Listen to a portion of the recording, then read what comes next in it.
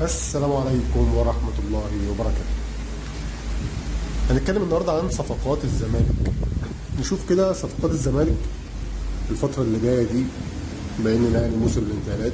نشوف كده الدنيا معاهم ماشية على ايه، عندهم صفقات ولا على الله حكايتهم ولا ايه الدنيا. شوف مين اللي رايح ومين اللي جاي، يعني مين اللي هيمشي بنسبة كبيرة ومين اللي ممكن يكون معاهم الموسم القادم. نبص مع بعض كده على اخواتنا الزملكاويه. ده طبعا موقع ترانسفير ماركت، يعني من اشهر المواقع اللي موجوده في العالم. وطبعا ترانسفير ماركت بيديك النسب الاولويه للصفقات في كل الانديه، مش في الزمالك بس، في كل الانديه. مين جاي مين رايح مش عارف ايه كده يعني. نبص كده مع بعض في البدايه. كيلمنت لاعب عنده 21 سنة، بيلعب في يانج أفريكا. تمام، يانج أفريكا. طب ايه كلمة؟ طب بيلعب ايه كلمة ده؟ عايزين نعرف شوية حاجات. بص كده هنا، لا اهو كلمة اهو.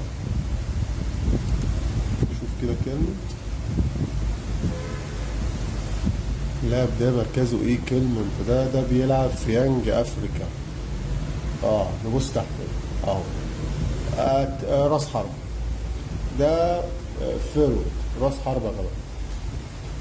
اللعيب ده من تنزانيا، يعني نسبة الصفقة بنسبة حاجة 40% أعتقد. الصفقة ممكن تظبط بنسبة حاجة و40% أو 44% الصفقة ممكن تظبط. خش على اللاعب اللي بعده، هو اللاعب الكبير بتاعهم طارق حامد. طارق حامد 36 سنة، يا نهار ازرق. طارق حامد نسبة ان الصفقة تنتهي انت بتتكلم في 83%. كتير اوي، كتير. طارق حامد 36 سنة ده يعني يا جماعة، يا جماعة مش كده يا جماعة. ده كده هتبقى العواجيز منه يعني. وبيلعب فين طارق حامد؟ في دمك. دمك ماشي. نخش على اللاعب اللي بعده. مين اللاعب اللي بعده؟ يزن.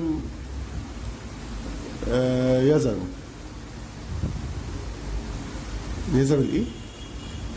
النميت. يزن النايمات. انا مش عارف يزن ده بيلعب فين. هنعرف دلوقتي التفاصيل. نجيب كده يزن كده ونبص عليه، لان نسبته برضو 80%، فرقم يعني. يزن هو اردني يزن دوت. طب يزن بيلعب فين يا جماعه بعد اذنكم؟ بيلعب فين؟ النادي بتاعه ايه؟ نعيمات. يزن النعيمات. اتاك برضه فيرود، راس حربة. بيلعب ده فين؟ نادي ايه ده؟ ايه العربية دي؟ نادي ايه العربية ده يا جماعة؟ النادي العربي الرياضي. النادي العربي الرياضي ده فين النادي العربي الرياضي ده؟ معلش بس عايزين نفهم. قطر. يزن النعيمات، لاعب أردني بيلعب في قطر. عنده كام سنة يزن؟ احنا اعتقد صغير يزن، يعني مش طارق حامد هو 26 سنة. ايوه كده في المظبوط منه، 26 سنة. بتتكلم في ده طارق حامد 300,000 يا عم، ما هو 36 سنة، ما هو لازم يبقى 300,000.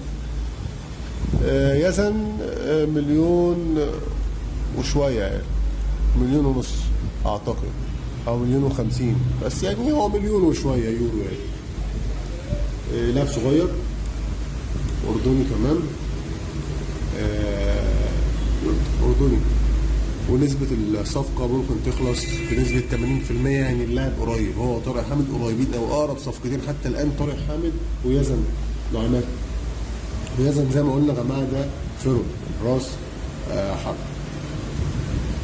نشوف هنا بقى دلوقتي كده معانا اللاعب اللي بعد كده 22 سنة، لاعب مصري قطري، أحمد عادل.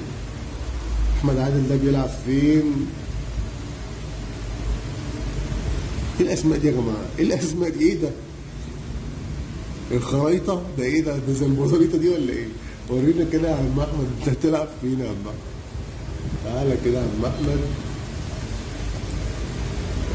هو برضه أعتقد في قطر يعني، ولا مش في قطر دي؟ مش في قطر الخرايطة دي. فين الخرايطة اللي هو بيلعب فيها دي؟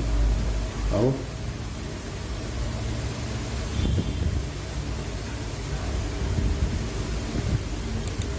إيه نادي الخرايطة ده؟ أحمد الباجوري. نادي الخريطيات. نادي الخريطيات. نادي الخريطيات. حلو. أنا أول مرة أسمع عن اسم النادي ده الحقيقة، بس أعتقد إن هو برضه نادي في قطر. نادي الخريطيات. أحمد الباجوري رايت، لعيب وينج رايت. لا بس يعني مش هنبص كده على النسبة. لاعب وينج رايت اهوت 45، نسبة قليلة قوي. فيها وعليها يعني، فيها وعليها.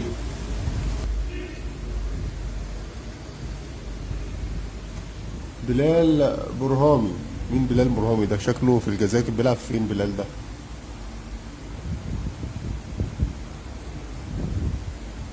سنتريان.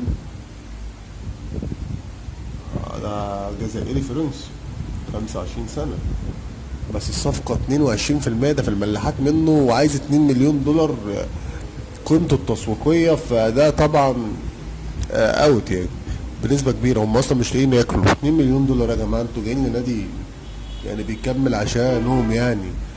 النادي على الله حكايته، محتاجين فلوس يعني، خلينا في الخفيف منه. ايوه حاجة كده مثلا 150 ألف مش عارف ايه نقضيها. ده عمر صلاح بيلعب فين؟ عمر صلاح في بتروجيت يعني. الحمد لله على السلامة يا أبي والله. بتروجيت الحمد لله على السلامة يا جماعة. الدوري المصري والإيجيبشن ليج، وحتى عمر صلاح نسبة الصفقة 30% في الأوت منه برضو.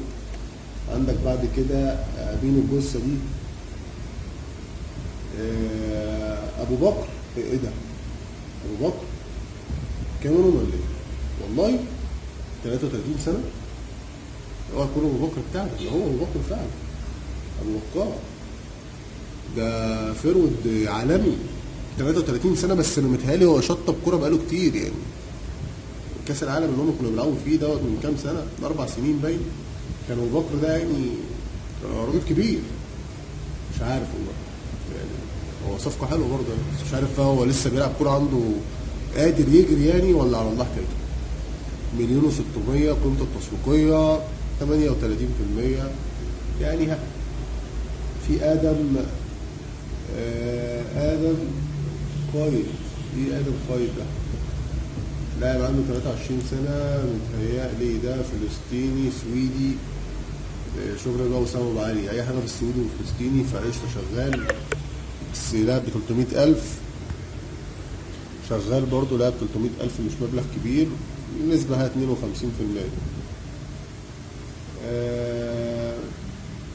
والله يا جماعة يعني الباقي بقى كله ايه. محمد علاء ده بيلعب في الجونة باين. قريب برضه محمد علاء. في هنا محمد أشرف. محمد أشرف ده بتاع غزل المحلة، نسبته عالية برضه 76. ممكن يروح.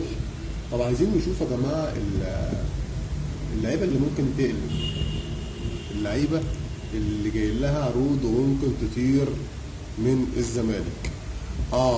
صلاح مصدق الوداد البيضاوي. نادي الوداد الرياضي المغربي شكله كده بنسبة كبيرة هيخلص فيه. صلاح مصدق. طارق حامد خلاص احنا اتكلمنا فيه وقلنا ان نسبته عالية ان هو ممكن يرجع الزمالك. لاعب بسم الله ما شاء الله يعني، لسه شباب 36 سنة. يعني الله يكون في عون النادي والله. يبقى طارق حامد وشيكابالا ويا عمر جابر. يا جماعه يا جماعه، ده انتوا يعني فريق بسم الله ما شاء الله. يزن معيمات قلنا برضه نسبته عاليه قوي ان هو ممكن يروح الزمالك. يزن انا اتفرجت على اللاعب ده قبل كده مش فاكر فين والله. يا الباجوري اتكلمنا عنه وقلنا نسبته قريبه برضه. بلال برهامي ده برضه شفناه في سوق الانتقالات. عمر صلاح. عمر صلاح ماشي 30%. وطبعا ابو بكر. ايوه شفنا ده كله، كل ده احنا شفناه، كل ده احنا شفناه. كده هي دي اغلب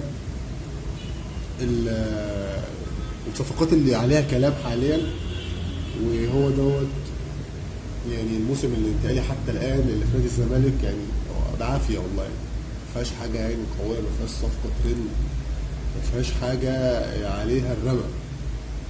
فاتمنى الزمالك يعمل موسم انتقالات كويس عشان هو معاه سكواد يعني يا دوب ياخد دوره بالقاس تحت سن 50 سنه.